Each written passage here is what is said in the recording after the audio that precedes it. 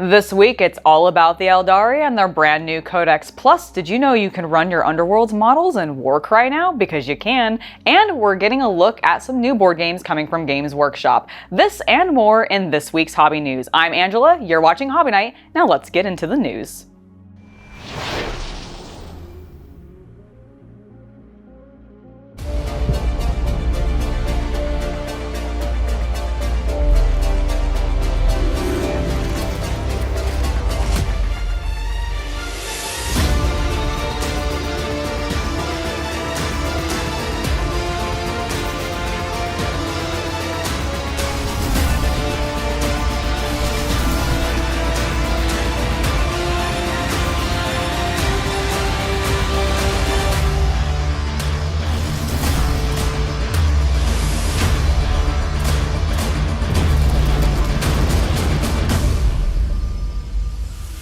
Let's go ahead and start by talking about our brand new Space Elves, the Eldar Codex, which is a whopping 200 pages. And Games Workshop really wants us to know that that's only 8 pages less than the Space Marine Codex because they care about the Xenos just as much as we do. Or at least that's what I feel like they're trying to imply with that statement.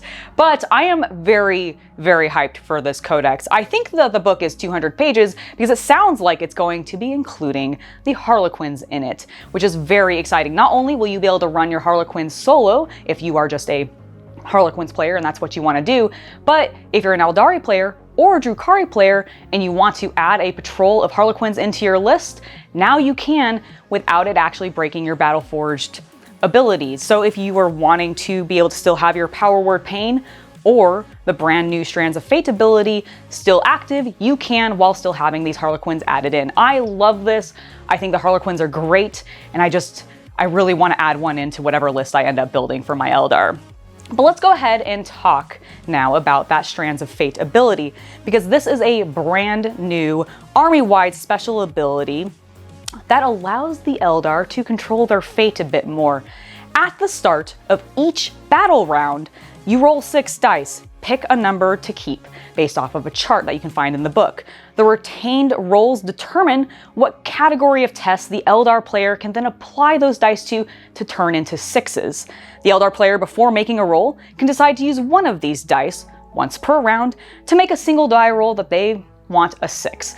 And this, I think, is very powerful because you're doing it every battle round, not just at the beginning of the battle, but each round, which is, I think, a lot better than what the Sisters of Battle get with their Faith dice, because I think you only get those every now and then, and there are, of course, ways to add more in, but this is allowing you to refresh consistently. There's a chance that you're going to get some really good numbers, be able to change some good things into 6s, and basically guarantee yourself some solid hits that you might want to be making as you're playing through the game. So I really am enjoying this new ability, and because the Harlequins don't affect that and disrupt it or anything, I can still add that detachment in while having this ability active.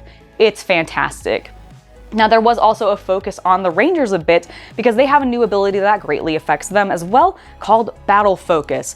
This focuses on maintaining some mobility while still allowing them to shoot, which I think is really good because you don't really want to move these guys too much, but now you have some ways to do it without them taking as many penalties, which is excellent. So this ability allows you to move and shoot even though you advance, but you have to use a pistol or a assault weapon. You just don't take the penalties for shooting as well. And this is the more important ability in my opinion. They now have a way to fire a weapon in their shooting phase, but then roll a die afterwards, which allows them to make a normal move that distance, whatever you rolled on the die, which is really, really good, especially if you're playing competitively, because if you want to pop those guys out, maybe fire a shot and then duck them back behind some cover, because those boards tend to be a little bit dense with cover, you can now do that and it doesn't actually prevent them from still getting those shots off.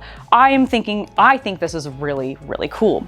Now, we also got a little bit of a preview of the updated Shuriken Cannon, which is looking really good. It's hitting a little bit harder now, which is great. So previously it was an AP 0/1 damage, which wasn't super fantastic. Now it is a -1 AP with a damage 2, which is fantastic, especially when trying to take out Space Marines, which we see a lot of on the field. Although my Death Guards still laugh and go, ha, we reduce it down to 1 still. Screw you guys. But it is still a much needed improvement. improvement. Now, the shuriken weapon also gets another ability that adds 2 to the AP if you roll an unmodified 6 when rolling to hit. This is going to then increase that AP to -3, making the shuriken cannon a lot more deadly, making those Wraith Lords and Wraith Knights that much scarier on the field, which I really, really like because those models are so very cool. I am loving everything that we're seeing from the Aeldari so far. I'd love to know your thoughts on whether or not you're going to be picking them up. Don't forget that the Eldritch Omen box set is up for pre-order this weekend, so if you're wanting to get your hands as early as possible on some of those new models to either paint up or start playing with, this is the best way to do it. Plus, there's some new Chaos Marines in there too, which is also very, very exciting.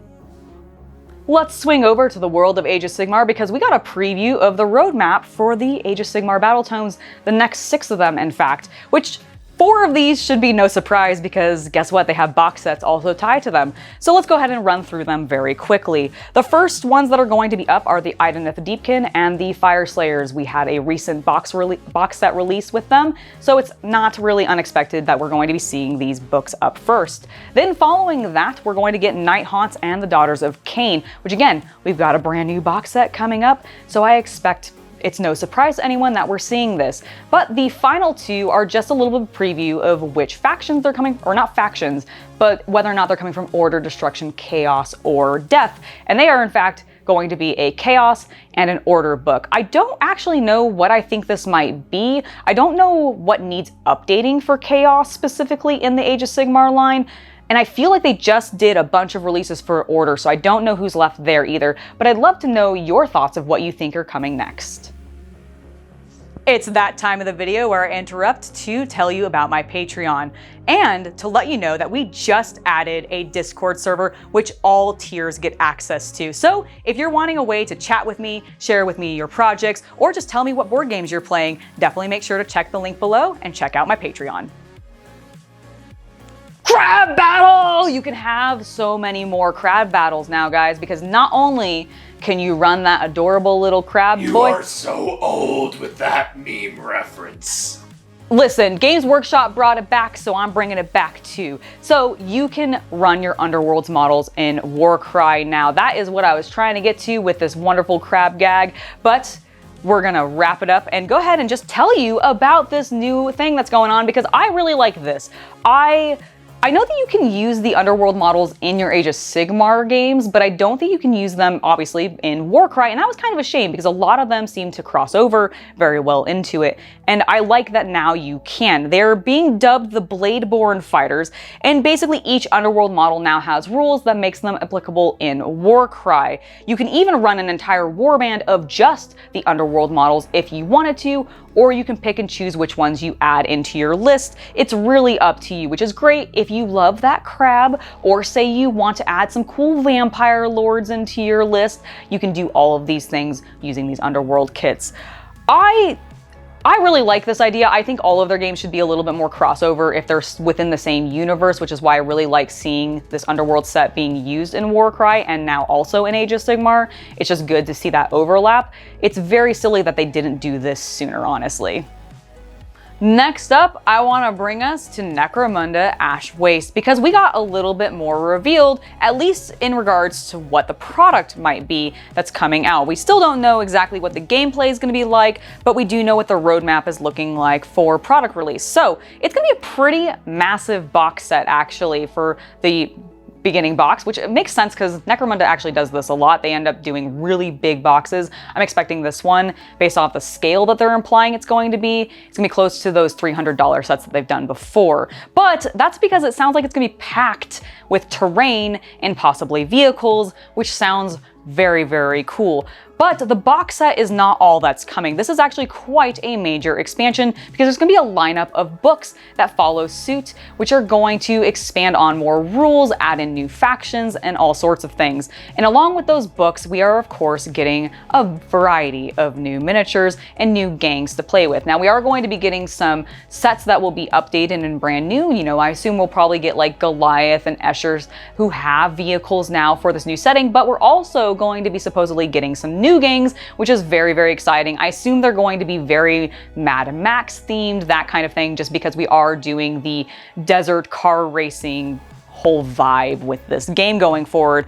I personally am really excited for this. I'm especially excited to see whatever they're doing for the terrain, because that seems to be a massive focus of this game, and it's gonna be a lot different from what you normally play with Necromunda, because you're suddenly in a big open landscape as opposed to a dense hive city. So I imagine we're gonna get a lot of maybe trains, a lot of outdoor things for like trees maybe and alien plant life, but I think it's going to be a lot of construction stuff as well, all tied to vehicles. And they did imply in the article that one of the terrain sets is previewed in the trailer that they did, which really makes me think we're getting trains. I really want that Goliath train. I've said it already. I think it'd be really cool, and I do actually think that's coming down the line. I'd love to know your thoughts down below.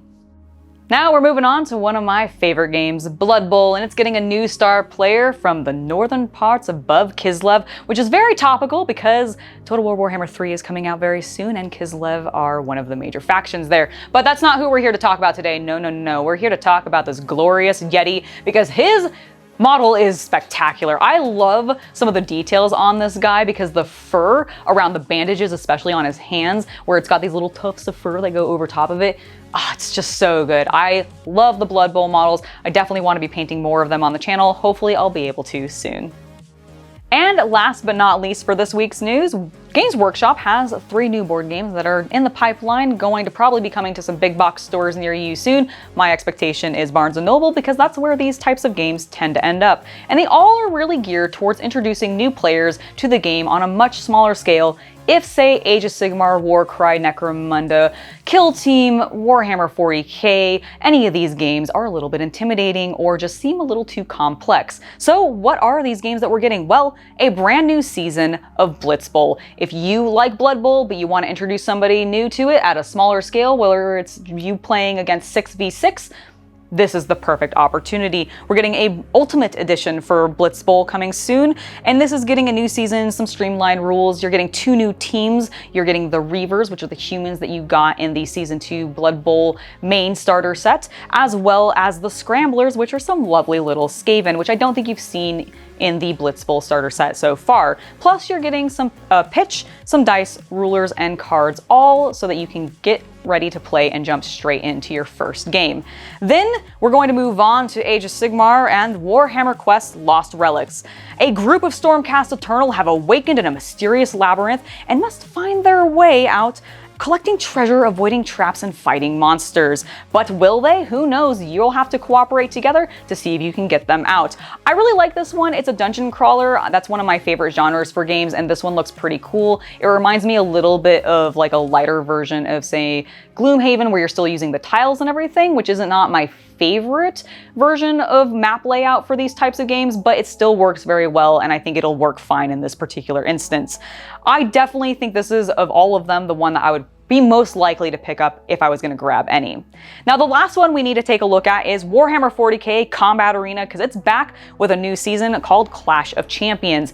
In this one, 4 warriors are trapped in the vaults of Trazyn the Immortal, or the Eternal, Infinite. One of those I words, there's too many of them. But Trazyn the Infinite's vault, and they must fight for a chance to escape. Not that they're guaranteed a chance to escape, just for a chance. But who are we going to be having combat? Well, it's going to be a Necron, a Death Guard, and then 2 different Space Marine models. This one, I love the theme and sort of narrative behind it, but it's the least interesting to me. Now, if you are looking to get somebody into Warhammer 40k and you're wanting to at least teach them a little bit of the combat, this game will likely be a good one to pick up, but otherwise, these models are easy to get elsewhere, and I don't think it's really something for me, but I'd love to know your thoughts. All right, that has been it for this week in hobby news. I hope you have enjoyed this episode. Before I head off, I do want to remind you that I just painted a Bretonnian Knight using the brand new speed paints from the Army Painter. So if you're wanting to see how those paints work, see my experience with them, I would definitely recommend checking it out. Plus, I just really love how that model turned out, and I'm very pleased with it. So go watch the video and tell me how cool you think it looks. Now, before I head off, I do want to say thank you to my patrons for allowing content like this to continue to be made. You guys are awesome, and having you supporting me over there has been wonderful. I love talking with you guys on Discord and sharing what's going on in my life. I have been Angela. You guys have been watching Hobby Night, and I want to thank you guys for being here. I'll see you guys next time. Bye.